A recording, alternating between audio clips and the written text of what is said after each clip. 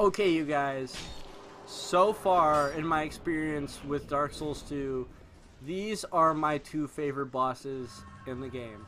I obviously haven't played all of them. I've only beaten, let's see, 7 out of 41.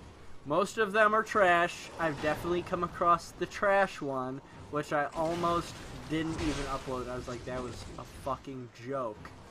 No, we're not even going to upload that. We're just going to say, yeah, I beat him, and then move on.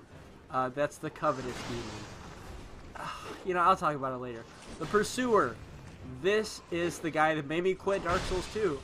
That made me have to adopt a new strategy. I had to look up how to beat this guy. And this is how you beat him. You back up. I put in maybe 1-2 attacks if you really want to be edgy about it. But usually I want to just hit him once and then back away. And that sword, when he turns crystal blue like a popsicle, you don't even fucking try to get anywhere near him. My favorite attack of his is when he does the 3-piece combo, when he rushes at you like a Gundam. Got that from a friend. So if you're watching, I know I stole it from you. Just super funny. That is my favorite move of his right there, because after he attacks, he leaves the most time for a counter-attack opportunity to hit him. And also, it's really fucking easy to dodge. It's a cool move. It's definitely awesome, him soaring through the air and flipping around to hit you. It's fucking awesome. But it's easy to dodge. But, oh man, I'm like, yeah. Except that time, because I obviously goofed super hardcore. Something I've noticed with each of these Dark Souls 2 bosses I don't really remember seeing, even in Dark Souls 1, they have this really weird trait to just like turn around 360 degrees without moving their feet at all. And I guess for this guy it makes sense because he's floating. But there would be plenty of bosses and even enemies where they'll just like spin around in one square. And it totally takes you out of like the immersive experience. But during this boss fight, this battle right now, my heart was racing and I was shaking because I knew this was it. This guy would open up the rest of the Dark Souls 2 world for me. I was at a point where there's nothing more that was fucking edgy right there. What was that? What am I trying to say? Rolling underneath that. I think right now I've got no health pots left. And for some reason this leather shield is better than like the steel shield you start out with, which doesn't make any fucking sense to me. Boom, this should be it. I'm like, fuck it, just go. And there's definitely a point in the game where even if you should block, you're like, fuck it, we're gonna trade damage because he's at so low that I just need to fucking get rid of him now. I was so excited.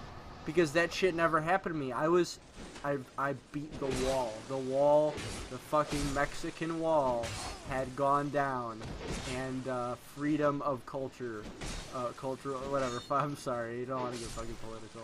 I don't agree with what's going on right now. Because I don't like America to be fascist. But anyway, I don't think I lost any subscribers. I got 12. I don't think any of them are hardcore.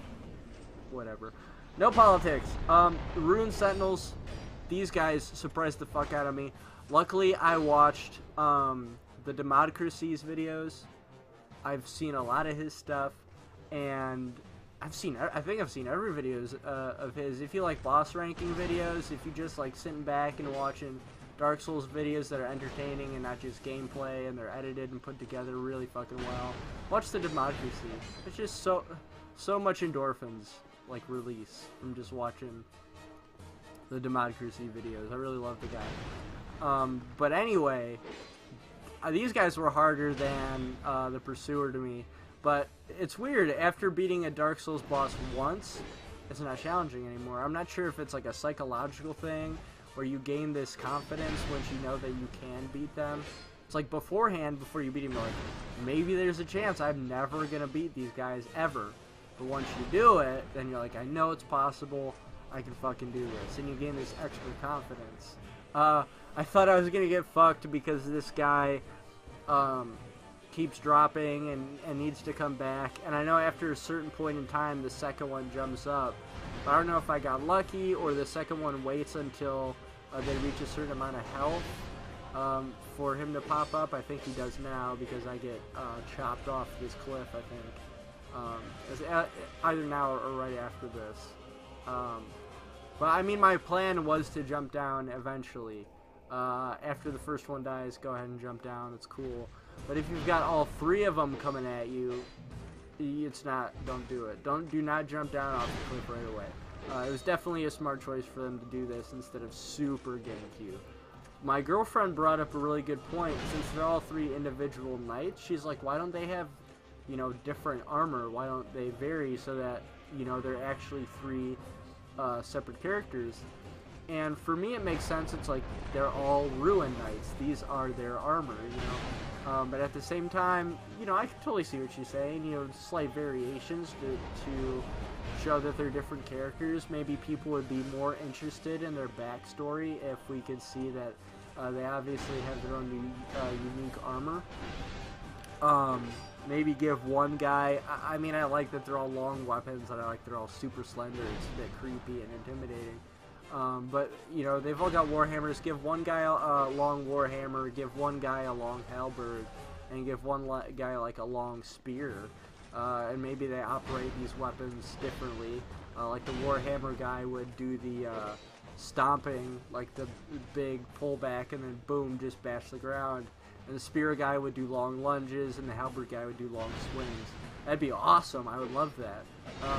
I like their move that kind of varies up the attack, so varies up the fighting a little bit, where he throws the shield. Does he ever get it back? No, he loses it permanently. That's fucking cool. I thought it would, like, boomerang back to him or something. But these guys are so cool. I love them so much. Like, I want to make D&D boss sheets for these guys. I love them.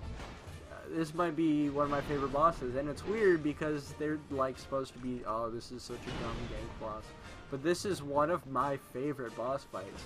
Like, for me, they were just, like, a perfect amount of challenge, the perfect amount of intimidation when you first meet them, and, like, fear.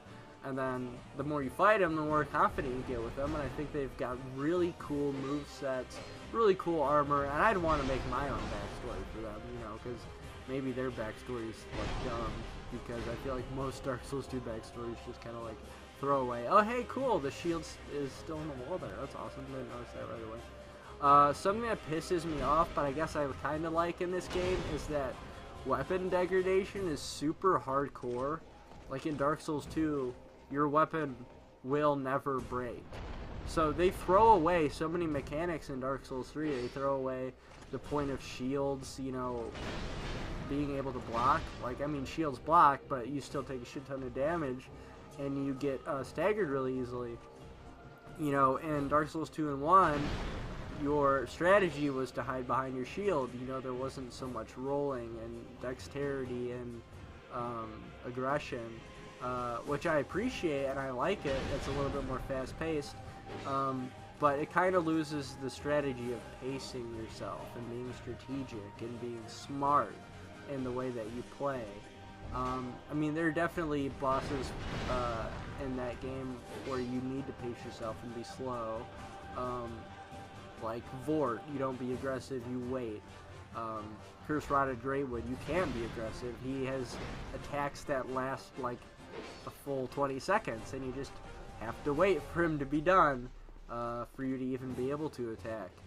So I personally think the worst boss in Dark Souls 3 is the Curse Rotted Greatwood.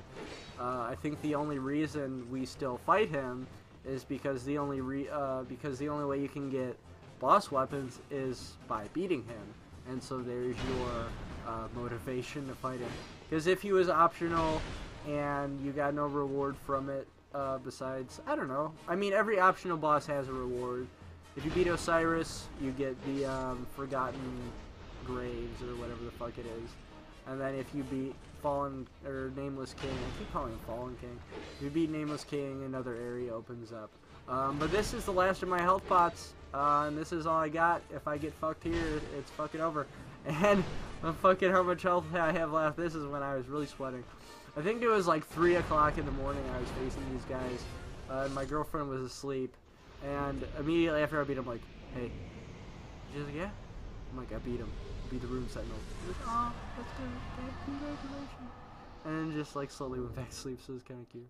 But anyway, I've got plenty more boss fights ready to be uploaded, and I'm working on a bunch more. We're going to have a lot more fun, and I really hope you guys have fun watching these videos too. I will see you later.